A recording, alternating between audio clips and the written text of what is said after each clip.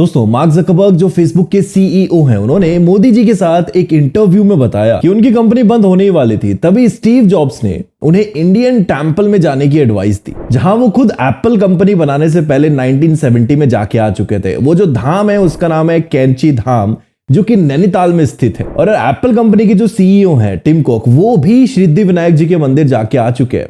मतलब ज्यादा पुरानी बात नहीं है, कुछ सालों पहले की बात है। तो यार एक्चुअली में ऐसा क्या है इंडियन टेंपल्स में? तो चलिए आज की इस वीडियो में हम कुछ ऐसे मिस्टीरियस टेंपल के बारे में बात करने वाले हैं जो इंडिया में स्थित है और जिनके आंसर्स साइंस के पास भी नहीं है। And much of what I stumbled into by following my curiosity and intuition turned out to be priceless later on. Believed as the mission of the company, I should visit this temple that he had gone to in India early on in his evolution of thinking about what he wanted Apple and his vision of the future to be. देश के मंदिरों के पास कुल 20 lakh ton सोना है। भगवान जब देता है तो छप्पर फाड़ कर देता है।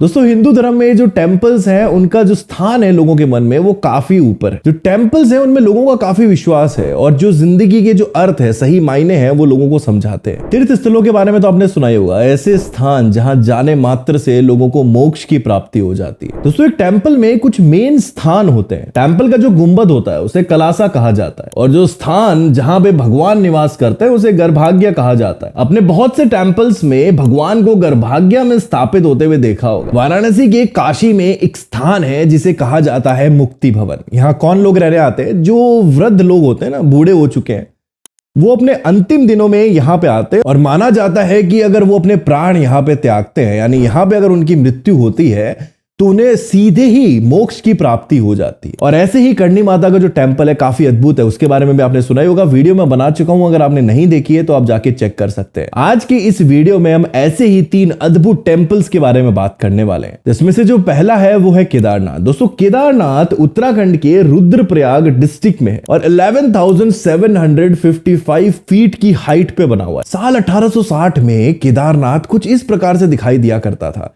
और आज कुछ इस प्रकार से दिखाई देता है। केदारनाथ का जो मंदिर है वो मंदाकिनी नदी के किनारे पे स्थित है। यार, केदारनाथ जी का जो टेंपल है ना, इसके बारे में एक इंटरेस्टिंग बात है। 2013 में बाढ़ आई थी वहां पे और आसपास के जो घर हैं, होटल्स हैं, सब उस पानी में यानी उस बाढ़ के दौरान बह गए, नष्ट हो गए।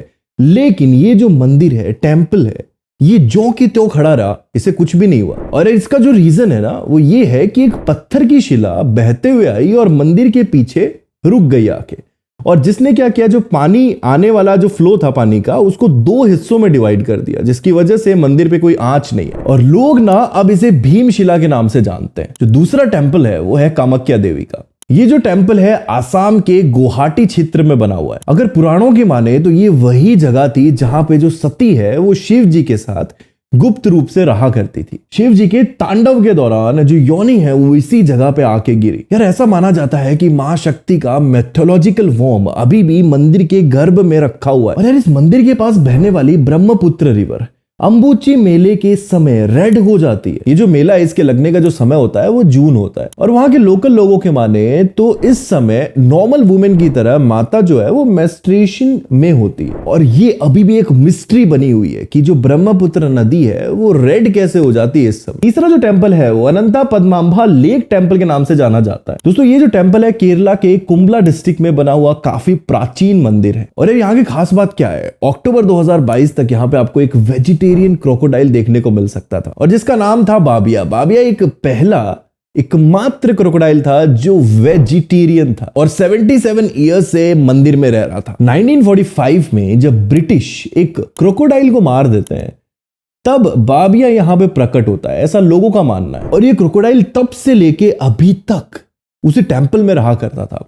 लोगों के दिए गए प्रसाद पे जिंदा था। अक्टूबर 2022 में इस वेजिटेरियन क्रोकोडाइल की डेथ हो जाती है। दोस्तों, ये थे 3 सबसे यूनिक टेंपल और इंडिया में ऑन रिकॉर्ड 1,06,000 टेंपल्स हैं, जिनमें सारे टेंपल्स की अपनी अपनी कुछ कहानी है, जहां पर साइंस भी पीछे रह जाता है। और अगर ऑफ रिकॉर्ड माने तो ये जो मंदिर है इनकी संख्या 6 लाख तक हो सकती है। हर एक टेंपल की एक यूनिक कहानी होती है, कुछ चमत्कार होते हैं मंदिर के पीछे, उनके निर्माण के पीछे कहानियां जुड़ी रहती है। और अगर मैं इस वीडियो में बताने लग जाऊं ना तो शायद उम्र कम पड़ जाए, लेकिन वो चमत्कार मैं नहीं बता पाऊंगा। बहुत बहुत चमत्कार है।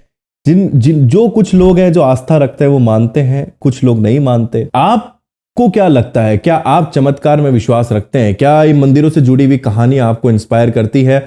आप आस्था रखते हैं या नहीं रखते भगवान में? कमेंट सेक्शन में मुझे जरूर बताइएगा। और वीडियोस के लिए आप सब्सक्राइब कर सकते हैं हमारे इस चैनल को। मुलाकात करेंगे और एक्साइटिंग वीडियोस के साथ। Stay tuned, keep watching and thank you so much for watching this video till the end.